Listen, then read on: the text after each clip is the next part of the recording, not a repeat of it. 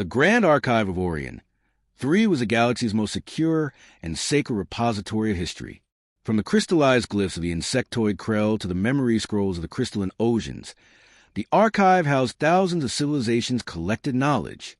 And buried deep in its forbidden wing, beyond biometric vaults and quantum key doors, lay a single rusted data core, unpowered and unstudied for nearly 1,000 cycles. Label: Species Designation 0001. TRAN. Origin SOL3. Status: Extinct. For most Concord citizens, humans were no more than a superstition, a bogeyman whispered about by old veterans and hyper-religious fringe cults. No vids, no DNA, no surviving tech, not even a bone fragment. It was said the Terrans had burned themselves and their world to ash in a war so total that even the gods of war turned away. The High Concord considered it a closed case. After all, myths were easier to control than martyrs. But that changed with the Battle of Carvex 9. The Carvex system had always been a volatile border zone, a place where the metallic claws of the Varkari swarm scraped against the outer rim of civilization. The swarm wasn't a species. It was a biological algorithm, ever adapting, always devouring. It spread like mold through slip space rifts, consuming planets, converting biomass into more swarm. The Concord had fought them for centuries. Not heroically, but methodically, with fleets of AI-controlled warships and synthetically grown soldiers called ecoforms.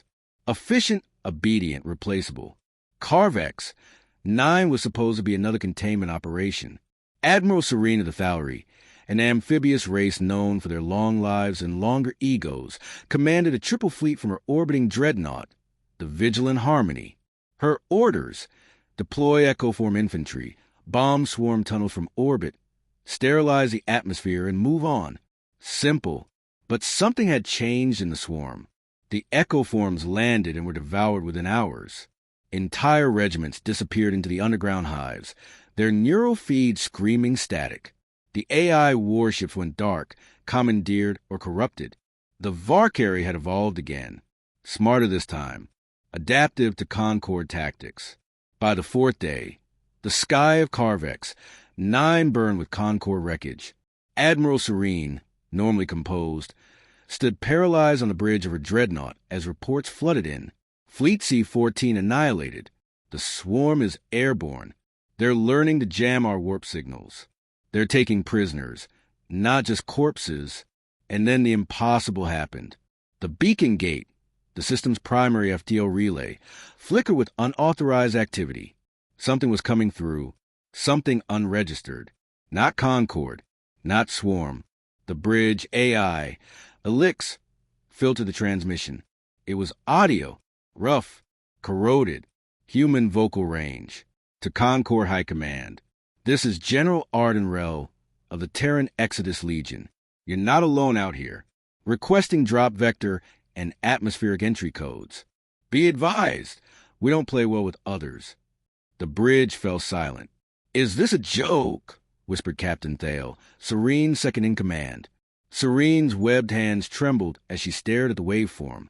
It was impossible. Human language had been dead for over 2,000 years. And yet, the dialect matched archive samples with 99.8% certainty. The signal pinged again. We've been watching the galaxy rot. You called it peace. Now your swarm problem's our problem. Send landing coordinates. Or don't. We'll make our own. They didn't wait for permission. The Terrans arrived in black, jagged ships that looked more like weapons and vessels. They ignored diplomatic protocols. Their hulls bore no markings except for an ancient flag, a shattered earth encircled by a ring of stars. Their fleet numbered fewer than 50 ships. But each one was a monster. Hull scans revealed composite alloys that didn't match anything in Concord databases. Their tech was analog, unnetworked, radiation-hardened, and powered by fusion drives built to overload into tactical singularities. They're flying coffins, muttered a technician, but they're armed like gods. From orbit, the Terrans began launching drop pods the size of freight containers. Thousands of them. They entered atmosphere at terminal velocity, unshielded, glowing red with heat and rage. Carve X9 surface turned into a crucible. Where echo forms had been shredded by the swarm, the humans held the line. They didn't fight with plasma rifles or nanoblades. They fought with projectile weapons, primitive, brutal things that tore through swarm chitin and scattered it in bloody mist. They used fire, explosives, hammers, even knives. And they didn't retreat, not when outnumbered, not when wounded, not when alone. Each time a Terran fell, 5 more swarm creatures died screaming beside them. They didn't rely on AI support. They didn't need orbit-to-ground relays. They coordinated through line-of-sight, hand signals, and yelling. It was madness. It was suicidal. It worked. A viral vid chip spread across Concord networks, captured by a surveillance drone. A single Terran soldier, half his armor torn away, back against a burning transport, fending off dozens of swarm with a scorched blade in one hand and a smoking revolver in the other. When asked for identification, he looked directly into the drone and growled, "My name's Staff Sergeant Jules Harlan. Terra isn't dead. We're just late to the party." By nightfall, the Terrans had retaken 2 key zones. They didn't wait for reinforcements. They were the reinforcements. Admiral Serene stared at the updated battle map. Everywhere humans landed, the tide turned. Not instantly, not cleanly, but undeniably. "Should we attempt contact?" asked her aide. Serene shook her head slowly. "They'll come to us. When they want." The myths had bled back into reality. The galaxy had forgotten the Terrans. But now they remembered. The Terrans didn't ask for orders. They issued them. When General Ardenrell's flagship, the Black Spine, entered orbit around Carve X9, it didn't broadcast coordinates or clearance codes. Instead, it transmitted a looping audio burst across all Concord military frequencies. If you're in the way, move. If you're dying, hold. If you're afraid, good. That means you're not one of us. Inside the Concord command structure, panic clashed with disbelief. Political councils on 8 systems scrambled to make sense of the human incursion. Some called it a violation of territory. Others called it a hoax. But those with eyes on the battlefield understood. The Terrans weren't invading. They were reclaiming the war, the black box truth. Weeks before Carve X9, a derelict Concord recon cruiser had been discovered drifting near the Draxian Rift. Its crew was gone. Its hull melted in patterns resembling claw marks, and fungal growths pulsated inside the bridge. It had no right to still be transmitting. And yet, the black box inside contained a final encrypted message, time-stamped 32 hours before disappearance. Swarm evolution is accelerating. Standard AI cannot adapt. Suggest activating emergency protocol, Mythwalker. Suggest recalling the Terrans. That message had been ignored, buried in bureaucracy. Now it looked prophetic. Enter General Ardenrell. General Ardenrell was the kind of warlord the galaxy had long forgotten. Because it chose to forget, a man forged in exile, hardened in vacuum, and reborn in battle. His face was a ruined landscape of scars and metal.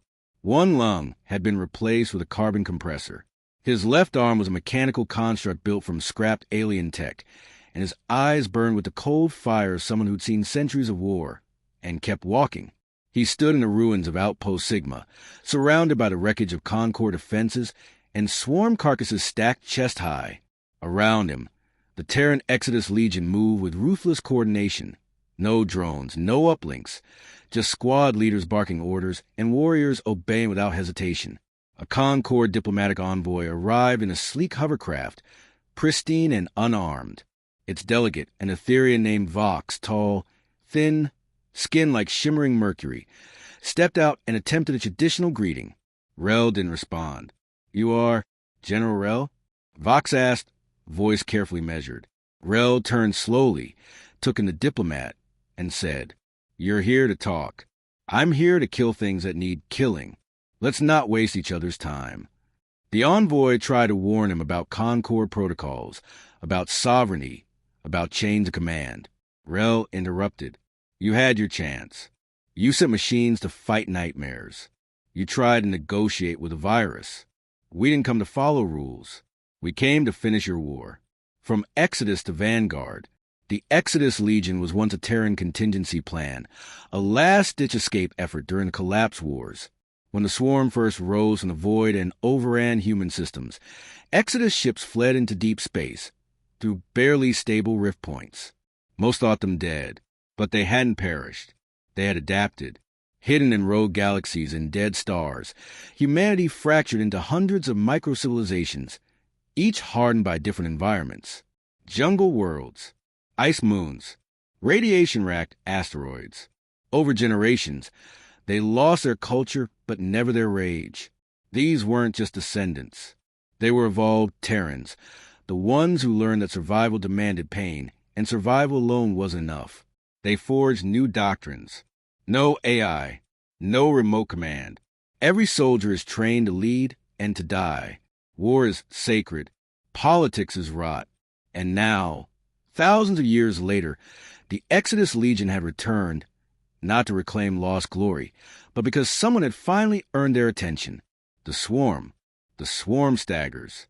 In the first 3 days of Terran intervention on Carve X9, the Swarm lost territory for the first time in decades. Zone 14, a biomass cavern pulsing with gestation sacs, was incinerated using thermite charges planted by Terran tunnel rats. Infantry bred to fight underground, born in 0G. Trained to crawl through vent shaft the width of a human ribcage. Sky Anchor Delta, a Spire-class swarm tower that once launched aerial spores, was brought down by 3 Terrans with grappling hooks, explosive belts, and an almost casual disregard for gravity. The Echoform Graveyard, a wasteland littered with fallen Concord synthetics, became the site of a Terran fortress made from swarm bones and Concord scrap. News spread. Grainy, bootleg footage from Carvex. 9 made its way across the data web. A Terran woman, armor soaked in black ichor, laughing as she shoulder-charged a swarm juggernaut into a ravine. A child on Three-Nose Prime watching in awe as her father whispered, "That's what a real soldier looks like."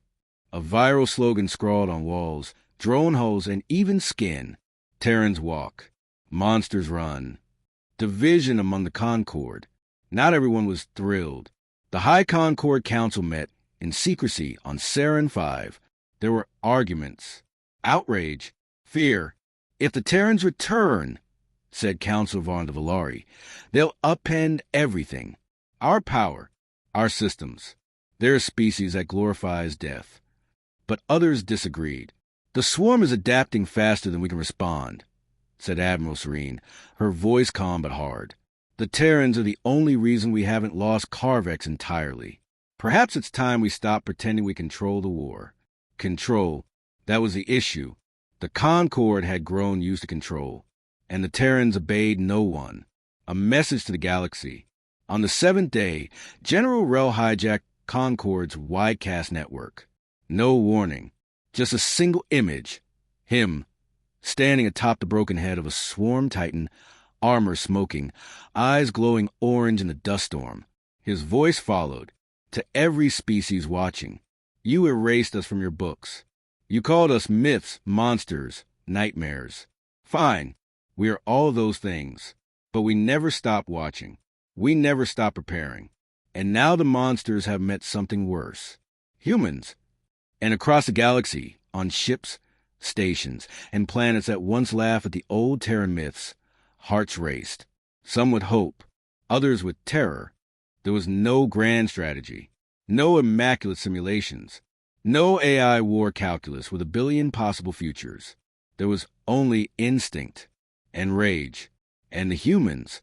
By the 12th day of the Battle of Carve X9, the Terrans had broken through 3 swarm nests, collapsed the biotunnels under Hive Cluster 8, and destroyed the swarm's atmospheric conversion towers with chain reactor fuel bombs. These weren't surgical strikes. They were sledgehammer strikes, messy, brutal, and unmistakably effective. For every inch gained, Terran soldiers paid in blood. But they paid it gladly. Unlike Concord sterile echoforms, grown in labs and driven by passive neural clusters, Terrans were something ancient, a creature that screamed when it bled and laughed when it survived. They fought with emotions the rest of the galaxy had engineered out centuries ago. Anger, grief, vengeance, pride. They fought like they were born to it. Because they were. the soldier with no legs. Her name was Rika Juno, a fire team sergeant of the Terran Bonejackers. During the siege of Outpost Delta, she stepped on a bioexplosive mine, losing both legs instantly. Concord medics at a nearby evac point tried to sedate her. She refused.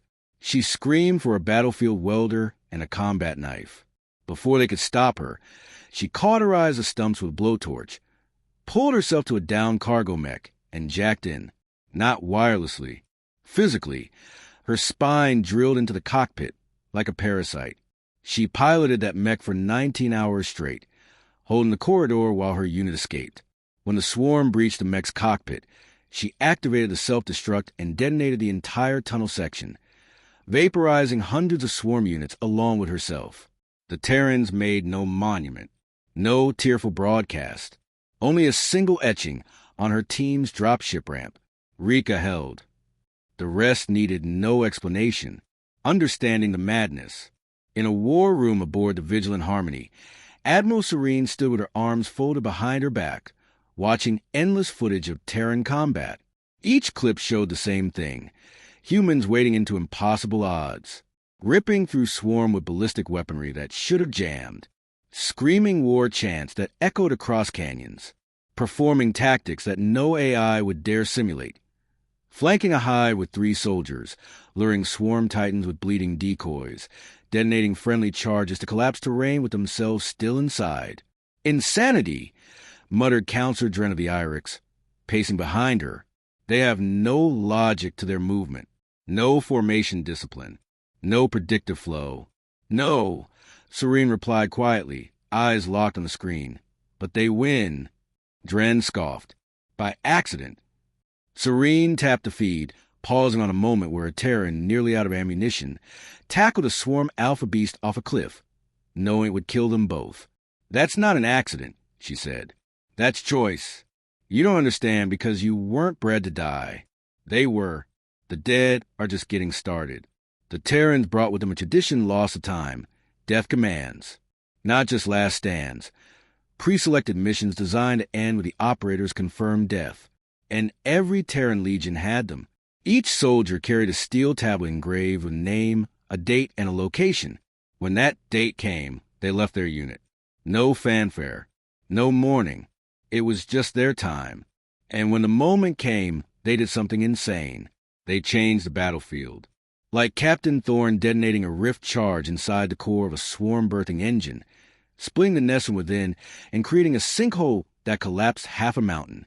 Or Operative Guy 7, who had no face left after an acid burst, crawling inside a swarm carrier beast and gutting it from the inside with a blowtorch and a prayer.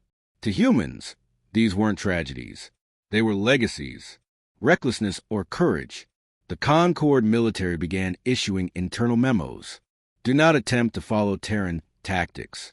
AI instructors were forced to reprogram training modules because too many echo forms attempted to emulate human improvisation, often resulting in complete failure or unnecessary self-termination. The problem was simple. Concord soldiers were trained to survive. Terrans were trained to win, even if survival wasn't part of the equation. General Ardenrell, when asked in an interview by a daring Concord journalist whether his troops were suicidal, famously responded, "We're not suicidal. We're just not afraid of dying on our feet. That's something you forgot while hiding behind fleets." The swarm responds. On day 20, something new happened. The swarm adapted again. It began forming humanoid shapes. They had no armor, no weapons, just long limbs, 2 legs, 2 arms, and burning black pits where eyes should be. They moved like Terrans, fought like them, too. They screamed before charging. They used cover. They threw the dead aside like weights. It was an insult, a mockery, a challenge. But the Terrans, they laughed. One grizzled soldier, Damarcus Doom King, recorded a short message before leading a counter-raid. The bugs finally figured out how to look like us. Too bad they forgot the part where we shoot back harder. The footage of his team carving through swarm mimics went viral across 5 systems in under an hour. The vid's closing frame? A bloodied wall tagged in Terran spray paint. Fearless, reckless, human. The Concord Reels. Back on Sarin 5, political tides began to shift. Council chambers once filled with disdain now echoed with silence. The humans, once the villains of myth, had become indispensable. But they also brought questions the Concord wasn't ready to answer. What happens when the war is over? Will the Terrans leave? Or will they look at the galaxy that forgot them and decide it needs correcting? Some species began stockpiling weapons. Others started to dig through their own suppressed archives, looking for ancient records of their last contact with humanity. And still the war raged. And still the humans fought. To be human was not about flesh or language or history.